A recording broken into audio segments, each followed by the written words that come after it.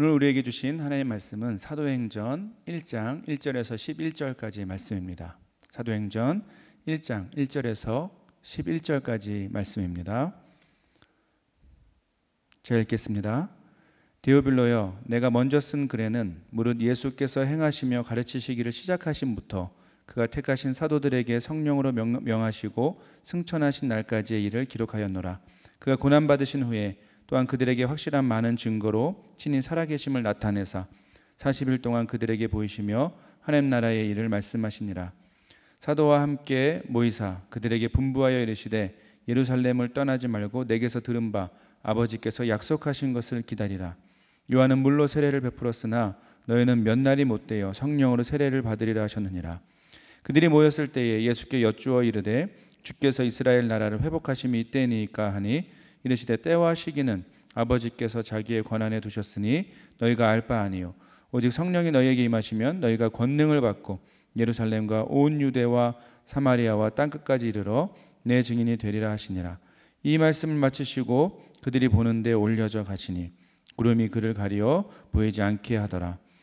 올라가실 때에 제자들이 자세히 하늘을 쳐다보고 있는데 흰 옷 입은 두 사람이 그들 곁에 서서 이르되 갈릴리 사람들아 어찌하여 서서 하늘을 쳐다보느냐.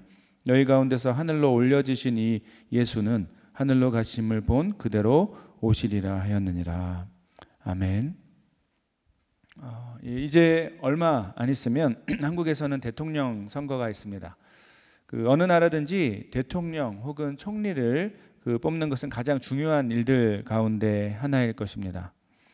물론 민주주의 사회에서는 권력이 어떤 한 사람에게 몰려 있을 수 없고 나눠져 있죠. 하지만 그럼에도 불구하고 이 한 나라의 대통령 혹은 총리는 비교적 큰 권력을 갖고 있습니다. 그 권력을 갖고 자신의 임기 기간 동안 이 나라의 방향을 결정할 정도의 중요한 역할을 하게 되는 것이죠. 자, 중요한 것은 이 지혜롭고 올바른 지도자는 어려움 가운데 있는 한 나라를 살리기도 합니다. 또 반대로 어리석고 준비가 되지 않은 지도자의 경우는 이 멀쩡한 나라를 망하게 하기도 하죠.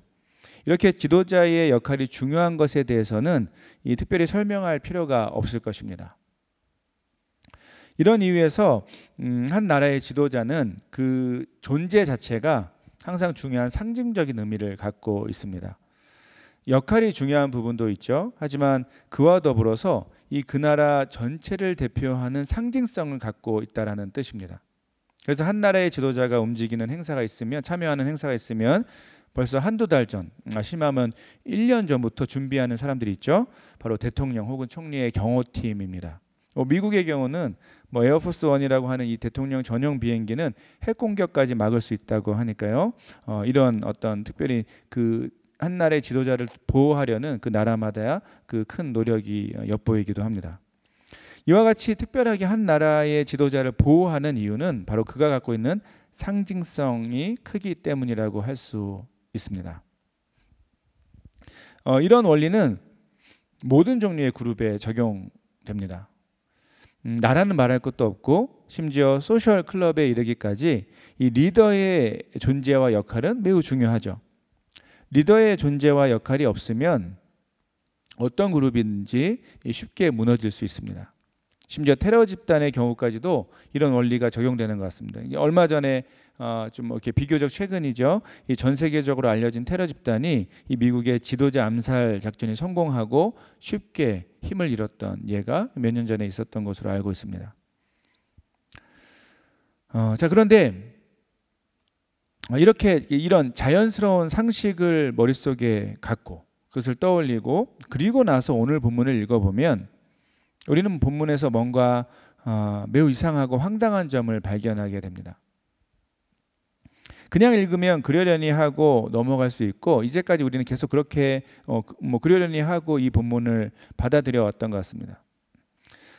자, 하지만 리더의 존재와 역할이 매우 중요하다는 사실을 머릿속에 떠올리고 그것을 생각하고 오늘 본문을 읽으면 오늘 본문은 전혀 다르게 우리에게 느껴지기도 하죠. 그 껄끄러운 느낌의 이유는 무엇일까요? 그래서 바로 오늘 본문에서 지도자이신 리더이신 예수님이 제자들 앞에서 사라지셨기 때문입니다.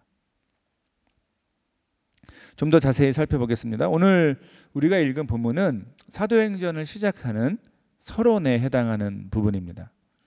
사도행전은 누가가 기록했습니다. 누가는 그의 복음서를 기록하고 나서 그에 이어서 이 사도행전을 기록했던 것으로 보입니다. 그래서 오늘 본문 1절과 2절에는 이런 소개가 나오는 것이죠. 데오빌로여, 내가 먼저 쓴 글에는 무릇 예수께서 행하시며 가르치시기를 시작하신부터 그가 택하신 사도들에게 성령으로 명하시고 승천하신 날까지의 일을 기록하였노라. 여기서 불리는 이 데오빌로는 누가복음 1장 3절에 이미 나온 이름입니다. 누가복음 1장 1절에서 4절까지 내용도 한번 읽어보도록 하겠습니다. 우리 중에 이루어진 사실에 대하여 처음부터 목격자와 말씀에 일꾼된 자들이 전하여 준 그대로 내력을 저술하려고 붓을 든 사람이 많은지라. 그 모든 일을 근원부터 자세히 미루어 살핀 나도 이 데오빌로 각하에게 차례대로 써보내는 것이 좋은 줄 알았노니 이는 각하가 알고 있는 바를 더 확실하게 하려 함이로다. 여러분, 이 사도행전 앞부분과 이 누가복음 앞부분을 서로 연결하면 이런 상황으로 한번 요약해 볼 수 있습니다. 누가는 지금 이 데오빌로라는 사람에게 두 번의 편지를 보냅니다. 처음 보낸 편지에는 예수님이 이 땅에 오셔서 승천하신 날까지의 사건들을 소개하는 내용들이었습니다. 우리가 잘 아는 뭐죠? 누가복음을 가리키는 것입니다. 자, 그런데 이 편지에 이어서 2부에 해당하는 또 다른 내용을 이제 데오빌로에게 알려주겠다는 것입니다. 그것이 바로 사도행전인데 오늘 우리가 읽은 이 사도행전 1장 1절에서 11절의 본문이 바로 이 사도행전 전체의 서론에 해당하는 글이라고 할 수 있습니다. 자, 그런데 이 서론을 소개하면서 누가는 이게 조금 전에 제가 이제 설명했던 것처럼 리더의 역할에 대해서 설명한 것처럼 매우 이상하고 황당한 상황을 먼저 보여줍니다. 그 상황이 바로 자신이 이 누가복음에서 자세하게 잘 소개했던 그 예수님이 사라지는 장면, 즉 승천, 하늘로 올라가시는 장면에 포커스를 맞춰서 바로 이 사도행전을 시작하고 있다는 것이죠. 복음서에서는 이 장면이 끝에 가장 마지막에 나오는 장면이었습니다. 그런데 이 사도행전은 시작 장면으로 이 사건이 사용되고 있다는 것이죠. 마치 두 개의 에피소드가 페이드 인, 페이드 아웃을 하듯이 서로 크로스되는 그런 것처럼 느껴지기도 합니다. 자, 문제는 누가복음 마지막에 나오든 아니면 사도행전 처음에 나오든 이 예수님이 승천하시는 그 사라지신 제자들 앞에서 사라지시는 그 상황이 황당한 것은 여전히 사실이라는 것이죠. 왜 그럴까요? 그 이유는 간단합니다. 조금 전에 설명했던 내용이죠. 바로 어떤 한 그룹의 지도자는 그 존재 자체로 매우 중요한 상징적인 의미가 있기 때문입니다. 이 사실을 생각하면 여러분, 예수님의 승천은 사실 우리의 일반적인 상식과 전혀 안 맞는 모습입니다. 심지어 그 당시 예수님 곁에 있었던 사람들은 이런 상황을 아마 조금도 예상하지 못했을 것입니다. 그 힌트가 오늘 본문, 우리가 읽은 오늘 본문 6절에도 이미 나와 있는데요. 6절을 다시 한번 읽어볼까요? 6절입니다. 그들이 모였을 때에 예수께 여쭈어 이르되 주께서 이스라엘 나라를 회복하심이 이때니까 하니. 지금 제자들이 묻고 있는 것은 정치적인 회복 혹은 혁명의 일을 말하고 있는 것으로 보입니다. 우리가 복음서를 살펴볼 때마다 이제 조금씩 제가 설명드렸던 내용인데요. 예수님의 특별함과 그분의 탁월한 능력은 당시 사람들에게 정치적인 기대감을 충분히 품게 할 만한 것이었습니다. 바로 이스라엘이 로마의 지배에서 독립하는 것이었죠. 하지만 결국 예수님은 어땠습니까? 예수님은 너무도 무기력하게 십자가에서 비참한 죽음을 맞이하셨습니다. 그래서 아마 예수님은 그 예수라는 존재는 당시 사람들에게 하나의 해프닝 혹은 실패한 혁명가처럼 받아들여지고 말았던 것이죠. 자, 하지만 제자들에게는 전혀 달랐습니다. 복음서들의 이 마지막 부분에서 예수님은 자신의 부활을 제자들에게 보여주셨습니다. 지금 살펴보는 이 사도행전 1장의 상황도 바로 그 상황이죠.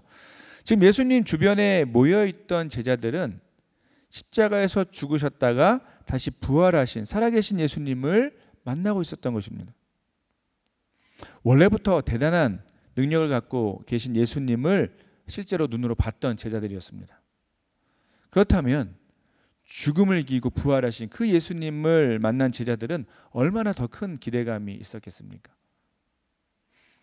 사실 예수님이 십자가에서 죽음을 당하실 때 제자들은 뿔뿔이 흩어져서 도망했습니다. 이 과정을 지나면서 이 제자들은 3년 동안 자신들이 열심히 따랐던 그 시간이 낭비되었다라는 허탈감도 느꼈을 수도 있습니다. 말 그대로 멘붕에 빠졌던 사람들이 바로 예수님을 열심히 따라다녔던 제자들이었죠. 자, 그런데 이전과 차원이 다른 예수님, 바로 부활하신 예수님이 자신들에게 나타나신 것입니다. 이런 상황에서 제자들은 다시 한번 이 자신들이 포기하고 있었던 그 새로운 일에 대한 기대감을 가졌던 것으로 보입니다. 그래서 6절에서 제가 좀 번역한 표현인데요. 그러니까 제가 번역한 게 아니고 그 표준 세번역 버전인데요. 이렇게 한번 질문하는 것이죠. 주님, 주께서 이스라엘을 위하여 나라를 되찾아 주실 때가 바로 지금입니까? 라고 이렇게 이 상황에서 제자들이 질문할 수 있었던 것입니다. 여전히 그들은 예수님이 정치적인 메시아가 되신다는 그 기대감을 가졌던 것으로 보이죠. 실제로 만약 부활하신 예수님이 이제 다시 더 많이 사람들에게 노출된다면 그런 정치적인 회복도 가능했을 수도 있었을 것입니다. 조금 더 짜임새 있는 조직도 만들어 볼 수 있고 다양한 정치적인 활동도 할 수 있었을 것입니다. 아마도 부활하신 예수님을 만난 제자들은 그들이 잊고 있었던 또 포기했던 이 새로운 기대감을 다시 한번 찾고 설레는 마음으로 이렇게 예수님을 바라봤을 수도 있습니다. 바로 이런 상황을 우리가 전체적으로 종합해서 생각할 때 그때 예수님의 승천이 황당하고 당황스럽다라는 말입니다. 이제 흩어져 있었던 그 조직이 리더를 중심으로 다시 모일 수 있는 기회가 온 것이죠. 아니 근데 황당하게도 그 중심에 있어야 할 리더이신 예수님이 사라지십니다. 예수님을 따르던 제자들이 정말 별 볼 일 없는 사람들이었다는 것은 이미 그들 자신이 증명했습니다. 어떻게요? 리더가 죽임을 당하는 그 자리도 지키지 못했던 의리 없는 사람들이었습니다. 그렇다면 이 별 볼 일 없는 사람들 가운데서 그나마 좋은 리더가 자리를 지키고 있어야지 다시 한번 그 별 볼 일 없는 사람들이라도 모여서 뭔가를 해볼 수 있지 않았을까요? 하지만 이런 당연하고 자연스러운 생각은 예수님의 승천으로 한순간에 무너지게 됩니다. 자, 분명한 것은 누가는 의도적으로 이 황당한 상황을 이 사도행전의 서론으로 기록하고 있다는 것입니다. 이 사도행전 전체를 여는 이야기로 이 상황에 포커스를 맞추고 있다는 것이죠. 누가복음과 우리 설교 초반에 설명드렸던 것처럼 누가복음과 이 사도행전이 연결된 내용이라면 사실 이 사도행전의 첫 부분에 이 예수님의 승천에 대한 설명이 굳이 필요하지는 않아 보입니다.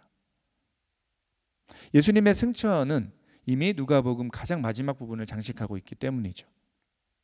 그런데도 이 사도행전의 첫 장면은 바로 예수님이 하늘로 올라가신 장면에 포커스를 맞추고 있습니다. 그렇다면 과연 왜 누가는 이렇게 그의 사도행전을 시작하고 있을까요?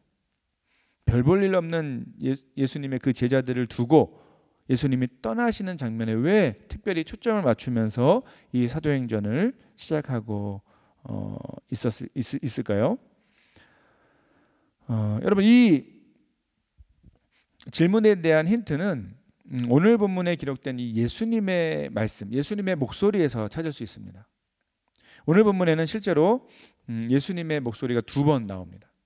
한 가지는 4절과 5절이고 다른 한 가지는 7절과 8절인데요. 먼저 4절과 5절을 다시 한번 읽어보겠습니다. 4절 5절입니다. 사도와 함께 모이사 그들에게 분부하여 이르시되 예루살렘을 떠나지 말고 내게서 들은 바 아버지께서 약속하신 것을 기다리라. 요한은 물로 세례를 베풀었으나 너희는 몇 날이 못되어 성령으로 세례를 받으리라 하셨느니라. 자, 그리고 7절과 8절도 다시 한번 읽어보겠습니다. 7절입니다.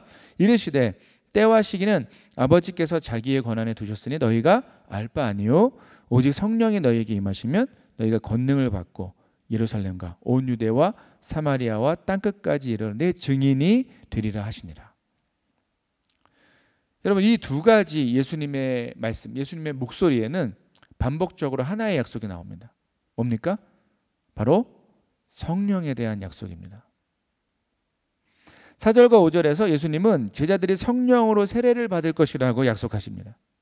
그리고 7절, 8절에서는 성령이 임하고 나서 제자들이 해야 할 일이 무엇인지를 밝히시죠. 결국 이 두 가지 예수님의 말씀의 중심에는 바로 성령이 있었던 것입니다. 자, 그런데 중요한 것이 또 하나 있습니다. 예수님의 이 말씀은 지금 이게 하늘로 올라가시 전에 처음 하신 말씀이 아니라는 것이죠. 예수님은 이 땅에 계실 때 이미 그분의 이제 특별히 그분의 십자가의 고난과 죽음을 얼마 남겨두지 않고 이미 이 성령에 대한 약속을 하셨습니다. 그 부분이 요한복음 14장입니다. 요한복음 14장 16절에서 20절도 한번 읽어보겠습니다. 14장 16절에서 20절입니다. 내가 아버지께 구하겠으니 그가 또 다른 보혜사를 너희에게 주사 영원토록 너희와 함께 있게 하리니 그는 진리의 영이라 세상은 능히 그를 받지 못하나니 이는 그를 보지도 못하고 알지도 못함이라. 그러나 너희는 그를 아나니 그는 너희와 함께 거하시며 또 너희 속에 계시겠습니다. 내가 너희를 고아와 같이 버려두지 아니하고 너희에게로 오리라. 조금 있으면 세상은 다시 나를 보지 못할 것이로되 너희는 나를 보리니 이는 내가 살아있고 너희도 살아있겠음이라. 그날에는 내가 아버지 안에 너희가 내 안에 내가 너희 안에 있는 것을 너희가 알리라. 이 땅에서의 그 사역의 이 땅에서 사역의 클라이맥스, 바로 십자가의 고난과 죽음 그리고 부활을 남겨두시고 예수님은 자신의 그 사역이 어떻게 이어질 것인지 이미 제자들에게 설명하셨습니다. 그 내용은 복잡해 보이지만 사실 단순하고 명확합니다. 요한복음 14장 조금 전에 읽은 본문에서 예수님은 자신이 이 땅에서의 사역을 마치고 아버지께로 돌아갈 텐데 그 이후로는 성령을 통해 제자들과 함께 사역을 이어가시겠다라는 말씀을 하신 것입니다. 즉 사람으로 오셔서 이 땅에서 사명을 마치신 그 예수님은 그 후에는 거룩한 영, 성령으로 영원히 제자들과 함께 하시겠다는 더 큰 약속을 하신 것이죠. 이런 점에서 여러분 사도행전은 누가복음과 분명히 다른 초점을 갖고 있습니다. 복음서는 이 땅에 오신 예수 그리스도를 우리에게 증거하는 목적을 갖고 있습니다. 그렇다면 사도행전은 성령을 통해 우리와 함께 하시는 바로 이 요한복음의 약속이 실제로 우리의 삶 가운데 제자들의 삶 가운데 이루어지는 그 현장을 우리에게 소개하는 것에 중요한 목표가 있다는 것이죠. 이 초점이 분명하게 드러나도록 누가는 이미 이 사도행전을 시작하면서 바로 이 성령에 대한 예수님의 약속을 다시 한번 상기시키는 것, 다시 한번 기억하게 하고 그것을 강조하고 있는 것입니다. 그리고 앞으로 이제 이 사도행전을 통해서 길게 자신의 쓸 그 내용들을 통해서 길게 펼쳐질 이 사도행전의 모든 내용의 중심에는 이 제자들과 함께 하시는 성령이 항상 그 중심에 있을 것이라는 그 사실을 바로 이 서론에서 예고하고 있는 것입니다. 자, 그렇다면 여러분, 이 사도행전의 이 초점은 이 말씀을 우리가 새롭게 펼치는 우리에게 어떤 의미가 있을까요? 결국 사도행전은 우리와 함께 하시는 그 성령을 바라보도록 우리를 초대하고 있습니다. 바로 성령께서 어떤 초점을 갖고 그분의 백성을 사용하시는지, 그리고 그분이 일하시는 방향과 그분의 사역의 방법이 무엇인지 우리에게 구체적으로 알려주는 그러한 중요한 기능을 하고 있습니다. 이런 점에서 사도행전을 성령 행전이라고 말하기도 하고요. 우리 역시 그런 방향으로 이해를 해도 좋을 것 같습니다. 여러분, 우리는 앞으로 이 주일 예배를 통해서 사도행전 전체를 시리즈로 한번 살펴보려고 합니다. 왜 사도행전을 살펴볼까요? 물론 성경의 모든 본문은 우리가 경험하는 모든 상황에 유익하게 적용될 수 있습니다. 자, 그런데 저는 이 긴 코로나 팬데믹이 지나고 이제 회복을 정말 간절히 바라고 있는 지금 이 시점에서 이 사도행전의 본문들이 우리에게 새로운 소망과 기대를 줄 수 있다고 믿고 있습니다. 그 중심에는 바로 사도행전의 초점이 되고 있는 그 성령이 계시고, 이 성령의 역사에 대한 올바른 이해와 체험은 우리 신앙에 강력한 힘을 줄 수 있다라고 믿고 있기 때문입니다. 안타깝게도 여러분, 오랜 팬데믹은 우리 신앙생활에 그 큰 영향을 준 것이 사실입니다. 우리가 받아들일 것은 또 인정할 것은 인정해야죠. 지난주일에도 잠시 나눴던 것처럼 우리는 우리에게 주어진 이 믿음의 삶의 초점이 어디에 있어야 하는지 이제는 많이 잊고 살아가고 있는 것 같습니다. 그저 우리 자신의 문제에만, 거기에만 집중하고 자기 자신만을 극도로 사랑하고 자기 자신만을 아끼는 일에 우리 삶의 최우선순위를 두고 살아가는 그런 사람들의 모습을 쉽게 보게 됩니다. 그러다 보니까 우리에게 주어진 이 믿음의 삶에 있어서 과연 우리가 무엇을 해야 하는지, 어디에 초점을 맞춰야 되고 어디에 헌신해야 되는지, 그리고 우리를 향한, 이 세상을 향한 주님의 뜻이 무엇인지 생각조차 안 하고 살아가는 그러한 많은 교인들을 보게 됩니다. 이런 우리에게 저는 다른 어떤 본문들보다 이 사도행전은 믿음의 삶에 대한 강력한 도전을 줄 수 있다라고 믿습니다. 구체적으로 우리는 앞으로 시대와 상황은 늘 변하지만 그 변화하는 그러한 시대와 상황에 관계없이 항상 변함없이 신실하게 일하시는 그 성령에 대해서 깊이 배우게 될 것입니다. 안타깝게도 이 시대에 많은 그리스도인들이 이 성령에 대해서 오해하는 모습이 있습니다. 성령을 그저 어떤 하나의 영적 에너지처럼 받아들이기도 하고요. 신앙의 다양한 체험을 이끄는 어떤 도구처럼 생각하는 모습도 있습니다. 그래서 그러다 보니까 가장 큰 실패의 지점이 뭐냐면 개인적인 체험의 대상으로 성령을 오해하곤 한다라는 것입니다. 하지만 사도행전을 통해 우리가 만나는 성령은 전혀 그런 분이 아니시죠. 그런 영적 에너지나 신비한 어떤 영적 체험의 도구, 통로 정도가 아닙니다. 성령은 예수 그리스도 안에 있는 모든 자들의 삶의 주인이시며 인격적이고 탁월한 방법으로 하나님의 뜻과 계획을 이 땅 가운데 이루시는 우리의 주님이십니다. 다시 한번요. 성령은 예수 그리스도 안에 있는 모든 자들의 삶의 주인이시고 인격적이고 탁월한 방법으로 그 하나님의 뜻과 계획을 이 땅 가운데, 이 세상 가운데 우리를 통해 이루시는 우리의 주님이 되신다는 사실입니다. 특별히 그 크고 광대하신 주님이신 그 성령께서 제자들과 같이, 또한 우리와 같이 보잘것없이 연약하고 쉽게 무너지는 자들을 어떻게 사용하는지 사도행전은 감격스럽게 보여주고 있습니다. 이런 성령의 역사에는 항상 분명한 방향성이 나타나는데 사도행전에서 우리는 이 중요한 방향성에 대해서도 배우게 될 것입니다. 이 방향성은 그저 교회가 큰 규모가 되고 사람들이 많이 모이면 부흥이라고 착각하는, 우리가 성장했다라고, 잘하고 있다라고 착각하는 그런 우리의 얄팍한 생각에도 큰 도전을 주게 될 것입니다. 여러분, 사도행전을 통해 설명되고 증명되는 성령의 역사, 그 역사의 방향은 어디에 있을까요? 그래서 바로 오늘 본문에도 예수님의 목소리에 나오는 것처럼 이 땅 가운데 하나님 나라의 회복입니다. 죄로 인해 무너지고 깨어진 이 세상 가운데 하나님의 주권과 그분의 통치, 그분의 다스림이 회복되는 것이 바로 사도행전이 우리에게 보여주는 그 성령의 역사의 모습이죠. 놀랍고 감사한 것이 있습니다. 그것은 사도행전은 이 멋진 성령의 역사의 동역자로, 친구로 주님께서 우리 한 사람 한 사람을 부르셨다라고 소개합니다. 사도행전에 우리가 이제 각 본문들 하나하나를 살펴보는 가운데 우리는 그렇게 우리 한 사람 한 사람을 동역자로 부르셔서 교회로 모으신 그 성령님을 풍성하게 만나게 될 것입니다. 그리고 혹시라도 우리가 잊고 있었던 우리 삶의 소중한 방향, 우리 삶의 가치, 또 믿음으로 사는 삶의 본질을 우리가 이 사도행전을 통해서 온전히 깨달을 수 있게 될 것입니다.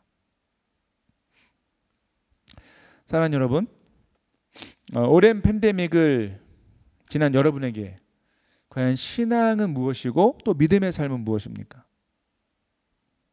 혹시라도 그냥 이제는 뭐 복잡하고 귀찮은 것은 다 치워버리고 그냥 적당히 나의 삶을 가꾸고 즐기며 사는 것이 여러분 삶의 최우선순위가 되어 있지 않습니까? 그렇다면 여러분 다시 우리는 사도행전을 통해 우리를 깨우시는, 잠자는 우리 영혼을 깨우시는, 우리 이 시대의 교회를 깨우시는 그 성령님을 만나야 합니다. 여러분, 우리 예수 그리스도께서 약속하신 보혜사 성령님은 우리 안에 거하시고 우리의 삶을 다스리시는 주님이십니다.